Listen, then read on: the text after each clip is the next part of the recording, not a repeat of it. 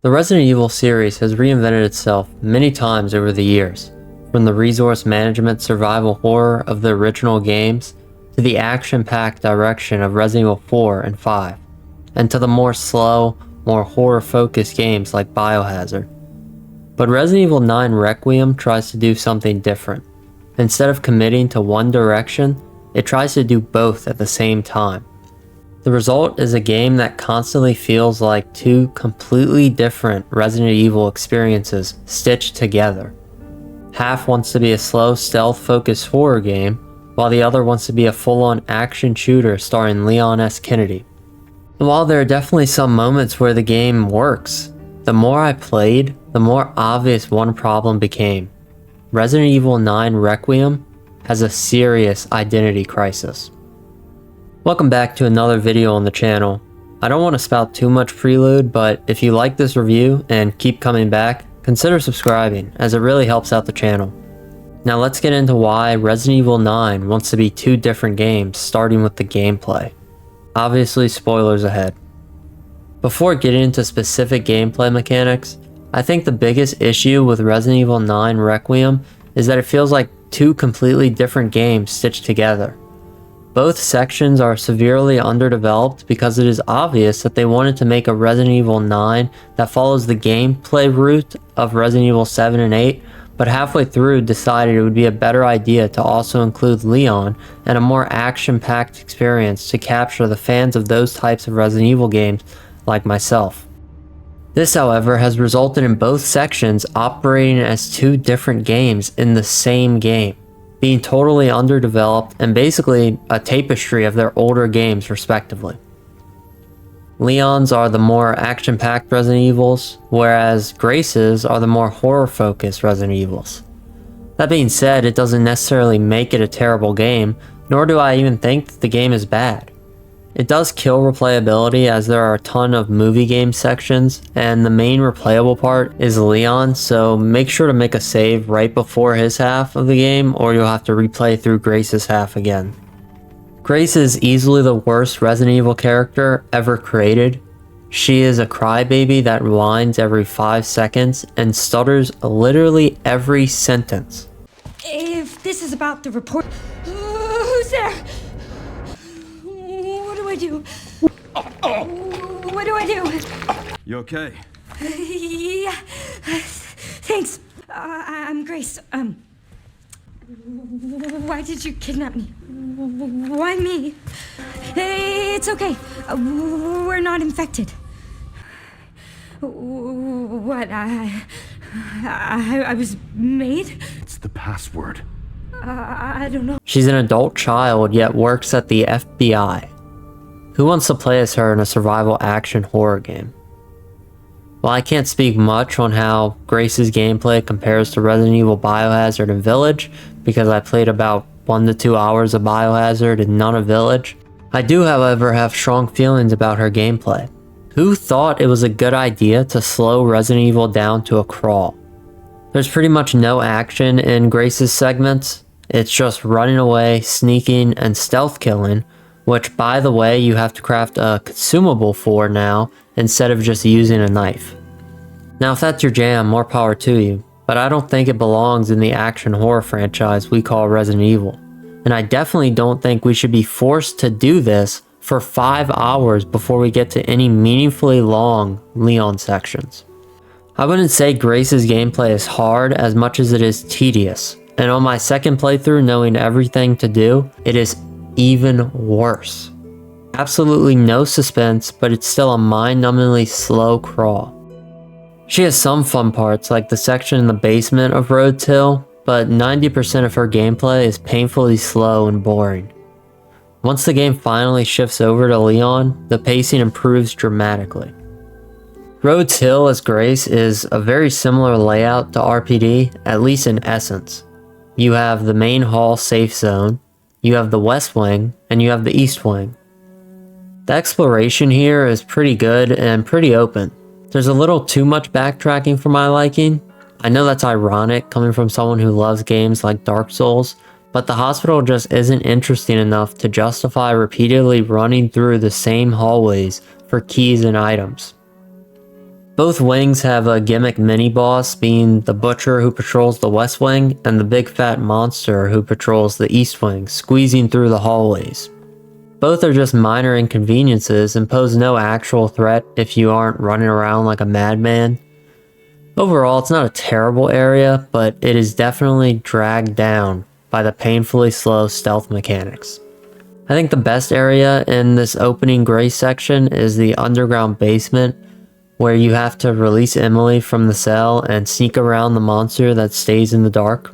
I know this might sound contradictory to what I just said about the stealth mechanics, but let me explain. Instead of slowly sneaking past multiple enemies, you're navigating around a single creature while completing objectives.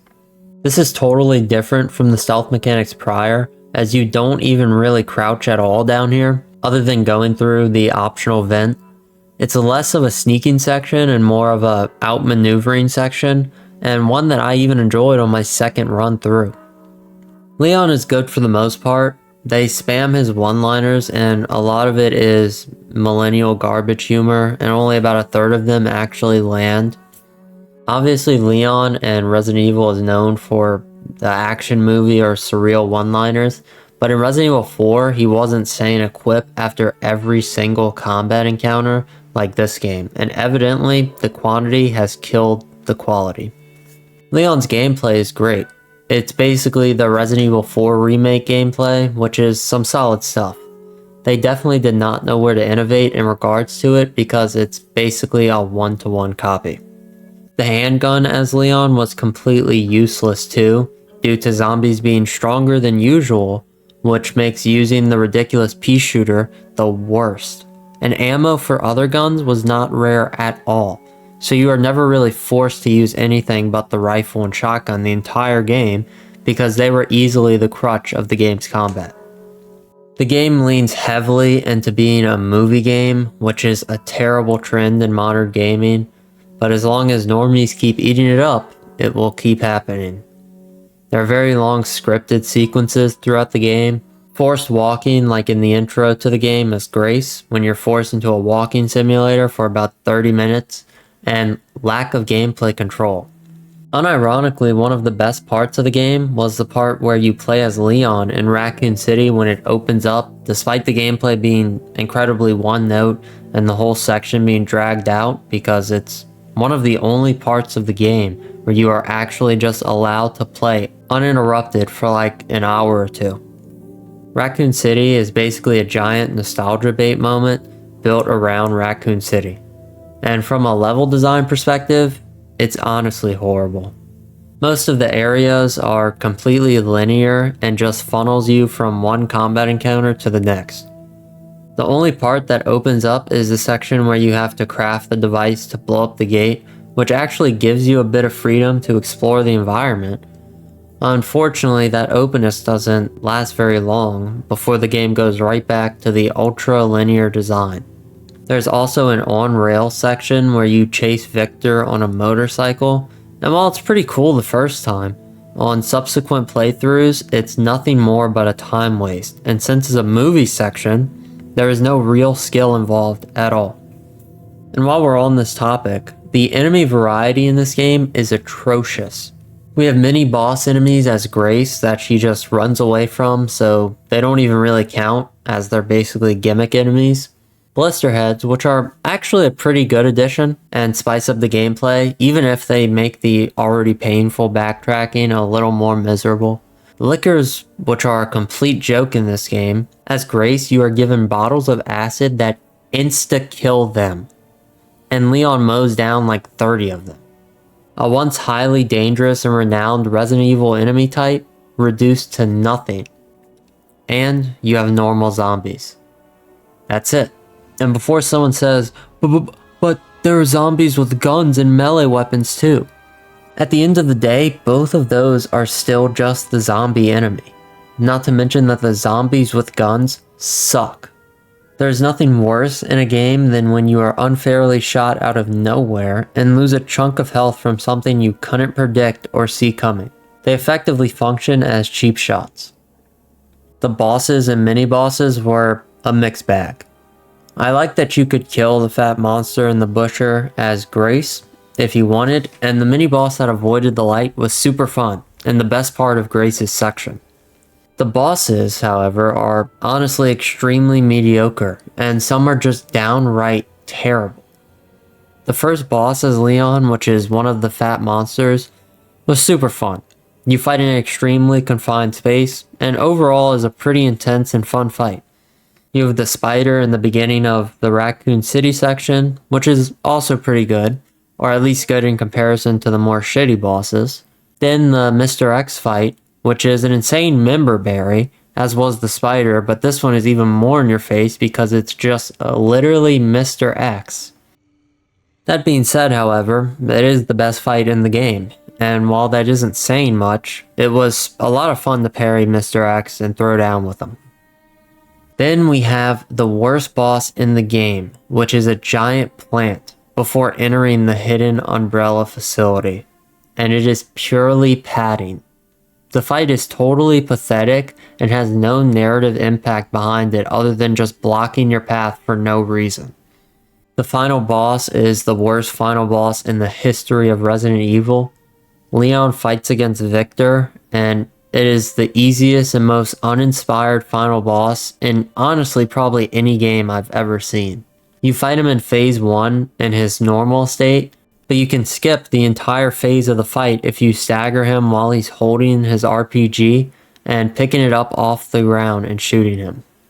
His phase 2, it's revealed that he is a nemesis and mutates into a giant monster reminiscent of the Resident Evil 3 remake final boss.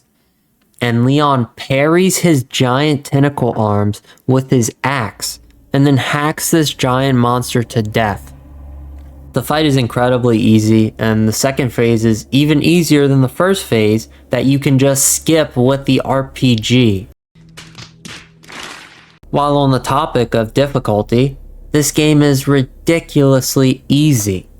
A big part of Resident Evil's tension traditionally comes from resource management and dangerous enemies, but Requiem removes a lot of that pressure.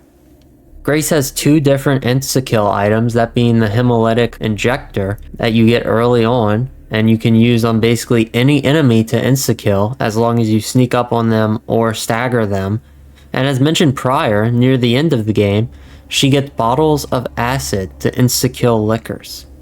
By the end of the game, I think I had like 8 heals in my storage as Grace, and that's only because I stopped picking up herbs to save space because I didn't need them. And I had over 15 heals as Leon. Not only is the combat and stealth super easy, the game also showers you with healing items just in case you're a games journalist. One final gameplay detail that really hurts the horror aspect is the fact that the zombies actually talk now. Instead of being these mysterious, mindless monsters, they constantly mumble lines and even hold little conversations. And while I'm sure this was meant to make them feel more unsettling, in practice it mostly comes off as unintentionally funny. Horror often works best when the threat is unknown or difficult to understand. Once the enemies start talking and acting almost like regular people, that sense of dread starts to disappear. One of the worst examples of this is the zombie maids that talk about cleaning. Instead of being creepy, it just feels goofy and completely kills the atmosphere. It's a small detail, but it's another example of this game struggling to decide what tone it wants to commit to. And unfortunately, that identity crisis doesn't just affect the gameplay. It becomes even more obvious once you start looking at the story. The story opens with our new protagonist, Grace Ashcroft, an FBI analyst who is sent to investigate the same hotel where her mother was murdered years ago. After a painfully long walking simulator tutorial, she's attacked by a mysterious man named Victor Gideon and kidnapped. Around the same time, Leon S. Kennedy arrives on behalf of the DSO and chases Victor through the city, leading to the game's first action sequence. The first major portion of the story takes place at the Rhodes Hill Hospital, where Grace explores the building while trying to escape.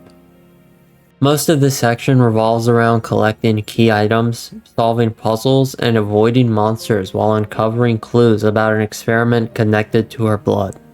She meets a blind girl named Emily who becomes her companion, and eventually discovers that the hospital is hiding in an underground basement where zombies and patients are kept in cells, as well as a facility tied to bioweapon experimentation.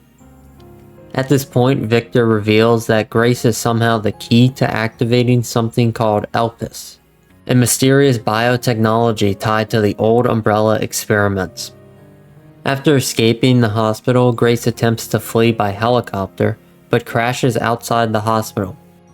Meanwhile, Leon continues to investigate the new T-virus strain he and Sherry are infected with, and find out that it is a virus people who were immune to the T-virus in Raccoon City got years later. The two eventually reconnect, and Leon covers Grace while she escapes and kills the monster that is the other little girl. Emily, however, turns into her own monster, and Leon rushes in and puts her down. The story then shifts to the ruins of Raccoon City, since Grace just blindly trusted the two most evil and sketchy characters she has ever seen in her life, where Leon searches for Grace and uncovers a buried Umbrella facility beneath the city. Here the plot introduces cloning experiments involving multiple girls who were created as potential vessels connected to Elpis. Eventually the game drops a massive amount of exposition, revealing that Elpis was created by Oswald Spencer as a supposed cure for bioweapons because he felt bad for what he created, and that Grace actually wasn't a clone of the other girls, and the likeness was just a red herring. The final act revolves around activating or destroying Elpis, while Victor and a clone of Albert Wesker attempts to take control of it. Depending on the player's choice, Grace either destroys Elpis, initiating the bad ending where Leon dies, or releasing Elpis, which is the good ending. The good ending leads to a final fight with Victor's Nemesis mutation, before Leon and Grace are rescued from the collapsing facility. In an end scene as well, it's revealed that Leon didn't kill Emily, and she's actually completely fine, and can just crawl out of the mutated monster costume that she mutated into. I have so many problems with the story of this game, it's unbelievable. First, the entire cloning storyline is confusing and overly complicated. Umbrella apparently cloned multiple girls to act as vessels. They're tied to activating Elpis, and Grace may or may not be a part of this experiment. Another quick point. If Leon and Sherry are suffering from this new virus that only survivors of Raccoon City experience, what about all of the other characters that survived Raccoon City as well? Why are they not plagued with this new virus? The exposition videos near the end of the game that frame a redemption arc for Spencer, which is not accurate of his character at all. He claims he felt bad about all the destruction he has brought about and all the millions of innocents he killed with his bioweapons, yet he locks Elpis behind a code which will destroy the antiviral if the wrong code is entered. Why would he not just release it openly? And this also contradicts his death in Resident Evil 5, where he literally claims that he wanted to become a god. I was to become a god. Creating a new world with an advanced race of human beings. Ironic, isn't it? For one who has the right to be a god. To face his own mortality. The right to be a god.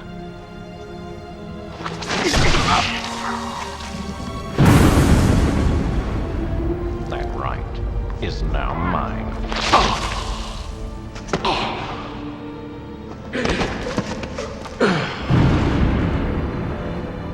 The right to be a god. You. Arrogant even until the end. Spencer wasn't some conflicted scientist that felt bad about what he had done. He was a man obsessed with transcending humanity and becoming a god. I don't understand why every game, show, and movie nowadays wants to take evil characters who are indisputably evil and attempt to make all of them morally gray.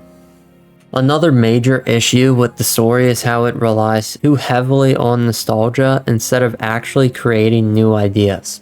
Once the game shifts into the ruins of Raccoon City, the entire section starts to feel less like a natural part of the story and more like a museum of member berries. You revisit the Raccoon City Police Department, you fight a giant spider straight out of Resident Evil 1, and at one point the story literally drops Mr. X back into the plot as a boss fight. I guess if you're just cloning everyone, then every old nostalgic character and villain can just come right back. None of these moments exist because they meaningfully advance the story, they exist because the developers know fans recognize them. Instead of building new villains or locations that could stand on their own, the game constantly pulls older elements back into the spotlight just so players can point at the screen and say, "Hey, I remember that." Even the Rhodes Hill main lobby looks like the old RPD lobby. The worst member berry is when the game brings back Hunk in the Umbrella facility underground, and Leon and Hunk are face to face in the hallway. Leon S. Kennedy, fan favorite protagonist, versus Hunk, another fan favorite character, and before I can even finish this introduction, the fight is over. Seriously, this fight is pathetic, and totally makes a mockery of Hunk. Hunk is supposed to be one of the most dangerous operatives in the Resident Evil universe, a character whose entire mystique comes from the fact that he always survives impossible missions. This alone makes it the worst boss fight in the game because of how they desecrate Hunk, and I've seen people say that he's not dead because his body disappears, or that he's a clone, or that he's sick like Leon from the T-Virus, so that's why he put up such a terrible fight. None of which make the fight any better in context. If he is still alive, he's still got his ass completely kicked to the point of where I'd have to ask, why would you even still want him to be alive? If he's a clone, that still makes no sense because would he not be trained and have the same abilities as Hunk if he's cloned after Hunk? Lastly, if he is sick, then that would make the fight even more pathetic. It's two sickly 60-year-old men clawing at each other. It's the worst fight in the game, not only because it lasts 5 seconds, but because of the narrative destruction of Hunk as a character. So much for the human unit never killed, right? Another major problem with the story is Grace herself. Throughout the game, she spends most of her time reacting to events rather than driving any of the plot forward. She gets captured and rescued, and several of her decisions make almost zero sense. The most obvious example of this is when she chooses to go along with Victor despite the fact that he has already kidnapped her and is clearly working with dangerous bioterrorists. Moments like that make it hard to take this character seriously because the story repeatedly forces her into situations simply because the plot needs her to be there. Finally, the villains themselves are surprisingly weak. Victor, Gideon, and Zeno are positioned as the main antagonists of the game, but neither of them leaves much of an impression. Victor spends most of the story obsessed with Spencer and trying to kidnap Grace, while Zeno stands around delivering exposition about Elpis and Umbrella's plans. Compared to some of the more memorable villains in Resident Evil history, these two feel incredibly generic. And when you place them opposite of a character like Leon, who already has decades of history in the series, the lack of personality becomes even more noticeable. And when you take a step back and look at all of it, the convoluted plot, the strange attempt to rewrite Spencer, the constant nostalgia bait, and villains that never really stand out, you start to see the same problem that showed up with the gameplay. Resident Evil 9 Requiem doesn't just struggle mechanically, it struggles to figure out what kind of story it wants to tell. It's clear that Resident Evil 9 Requiem has a serious identity crisis. That doesn't mean everything is bad though. Leon's gameplay is still fun, the Mr. X fight is fun, and some of the Grace sections pleasantly surprised me as a fan of the more action-style games. But these moments are constantly weighed down by pacing issues, overlong scripted movie sequences, weak villains, and a story that juggles too many ideas at once. Resident Evil 9 isn't a terrible game, or even necessarily a bad game, but it's nowhere near the best the series has to offer. It feels less like a confident next step in the franchise, and more like a game that couldn't decide which direction Resident Evil should go. And until the series figures that out, this identity crisis is probably going to keep following it. If you haven't bought the game off of the hype already, I'd tell you to wait for a sale. Thank you so much for watching. If you enjoyed, consider liking and subscribing. Let me know what you thought about the video and the game in the comments below. I have memberships for $1 a month if you are interested in supporting the channel, but above all else, I'm glad you've watched this far. Until next time, and remember, don't you dare go hollow.